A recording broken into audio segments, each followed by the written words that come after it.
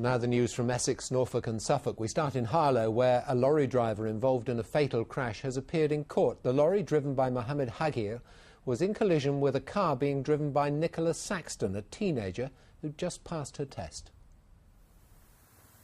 55-year-old Mohammed Hagir from Luton, the man in the woolen hat, arriving at Harlow Magistrates Court. Last August, he was at the wheel of an articulated lorry involved in a crash here on the A414 close to Harlow. His lorry's trailer overturned as he negotiated the bend. 19-year-old Nicola Saxton from Southwood and Ferrers was driving a car in the opposite direction. She'd passed her test less than 2 weeks before the accident. Members of Nicola Saxton's family watched from the public gallery as Mr Hagir entered the dock.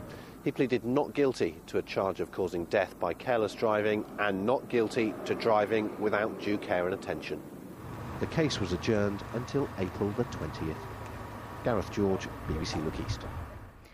A nurse working at the Queen Elizabeth Hospital in King's Lynn has been sacked following allegations of misconduct. Macmillan nurses say Sarah Dale worked as a care nurse. The decision follows allegations of inappropriate relationships made in a national newspaper. The Criminal Appeal Court has heard that fibres found at a murder scene in Suffolk cast doubt on the safety of a man's conviction. Simon Hall was jailed for life in 2003 for killing Joan Albert at her home in Capel St Mary. A full appeal is expected to be held this summer.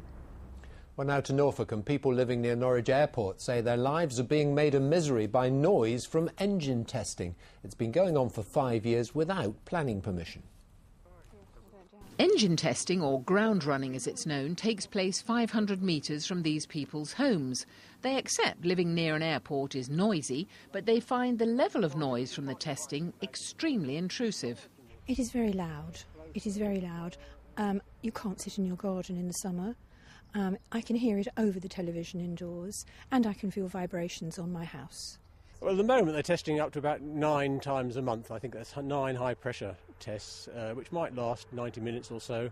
It's completely beyond the bounds of reasonable levels of noise that one should experience. The Civil Aviation Authority requires engine testing at all airports, but for the last 5 years, Norwich Airport has been doing it on a site near Spixworth without planning permission. They are now applying for that permission at another site close by. KLM Engineering actually carries out the engine tests. We've identified a spot where we would like to perform the engine ground runs together with Norwich Airport, and there's been a wall designed around the place to minimise the noise coming from the engine testing. Norwich City Council's planning committee meets next week, when it's hoped a decision will be reached which satisfies both local people and the needs of the airport. Carol Bundock, BBC Look East, Norwich. Ipswich Town fans are breathing a sigh of relief after a much-needed home win against top-flight Cardiff City.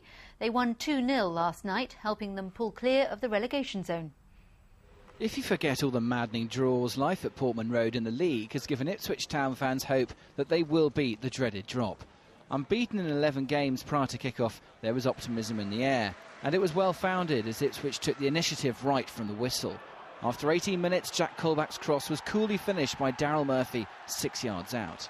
In the second half, Cardiff threatened a great deal more, but failed to take their chances, and Town made them pay. Owen Garvin's initial strike was well saved, but Murphy was on hand to find the net with the rebound to score his and Ipswich's second, and the game was done and dusted. Generally our form hasn't been too bad at home. You know, we've not lost maybe since last September at home, but throwing the mix there, lots and lots of draws. So yeah, that's what's held us back all season. But yeah, our home form has been pretty decent. The fans have had to be patient with us, and it's unfortunate we didn't score 1 or 2 more goals. So a priceless win for Ipswich, which leaves them 17th in the Championship and 4 points from the drop zone ahead of Scunthorpe this weekend. James Burridge, BBC Look East. Well, still with football, a judge in the High Court has given Southend United another 35 days to pay a tax bill or face being wound up. The taxman says the club owes more than £400,000, but the club disagrees. The head of a charity planning to close an animal rescue centre in Felixstowe says she's been overwhelmed by opposition from the public. Blue Cross wants to close the centre and build a new one up north. A petition containing 15,000 signatures has been presented to the charity. In Essex, a woman has planted 700 trees in memory of troops killed in Iraq and Afghanistan. Each fallen soldier's name is on a plaque at the farm at Rettenton near Chelmsford. As the number of soldiers killed in Afghanistan continues to rise, so do the number of trees Frances Theobald plants. Formerly in the RAF, she wants the families of those killed to know they will never be forgotten. This is a legacy. It says that these people were here, they sacrificed their lives for other people to be free, and that we want to show that they were here, and this is their footprint. Last year she planted 400 trees, another 300 have just been added. Troops from our region have fought on the front line in Iraq and Afghanistan. In the last 12 months, around 16 have died in Afghanistan. The memorial also has 120 plaques listing the names of those killed during the conflicts. Some of these are very young people. They're 18, 19. Some of them, they've got families, they've got children.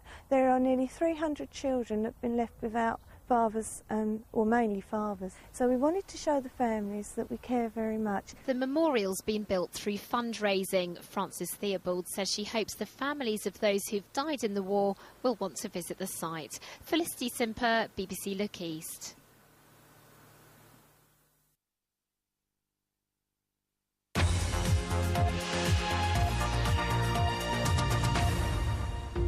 You're watching Look East. Centre, a place where hundreds of men, women and children are sent, many while they wait to hear if their final appeal against deportation is being upheld. Some stay there for months. One local grandmother has committed herself to being a friendly face. Heather Jones is critical of the immigration system. She even has concerns about Yarl's Wood itself. But mostly, she just listens to people. This is her very personal story, told to Anna Todd. I'm Heather Jones. I'm the coordinator of Yarl's Wood Befrienders. I've been visiting for a bit over 5 years. I started as a volunteer visiting for about an hour a week. It's now my full-time job, very much full-time sometimes. Some women have been through very traumatic circumstances. One young girl in particular, she was quite traumatised. I knew she was a rape and torture victim, and one of the things I asked her when I first met her was whether she had any scarring, and no one had ever asked her that before. She had a mass of scars on her stomach, something over 30, and she showed me very briefly, but it's something I will never forget. You know, it's a very emotional thing to talk about still after 3 years. I have lots of concerns about how the asylum system is working. Women's cases are often very complicated. They're not suitable for being dealt with very quickly, which the fast track obviously is, because there may be so much more to their case than initially appears.